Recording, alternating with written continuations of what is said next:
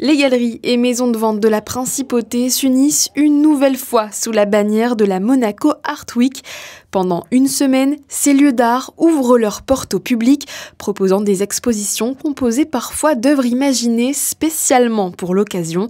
C'est le cas de Looking at Horizon à la galerie Al-Minrech. C'est un groupe show avec plusieurs de nos artistes où tous reprennent le thème de l'horizon, du paysage. On invite le spectateur à s'asseoir sur de très beaux points d'observation de l'artiste Johan Créten.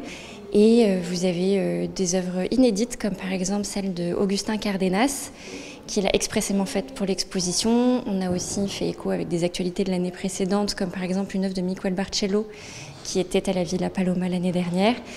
Et donc on invite vraiment les gens à venir et se plonger dans les univers de nos artistes et de prendre le temps. Voilà, c'est une exposition qui amène à prendre le temps d'observer. Le parcours met en lumière un vaste choix de tableaux, mais aussi de sculptures, de bijoux, de sacs et d'œuvres particulièrement originales.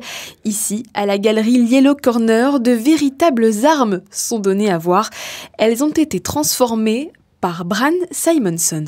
C'est un artiste qui est reporter et photographe. Il avait à l'époque réalisé un reportage photo subventionné par le Sunday Times autour de la police afghane avec donc des jeunes Afghans et des AK-47 et pour lequel il s'est amusé justement à recolorer et redorer, on va dire, cette image perçue de ces jeunes avec ces armes.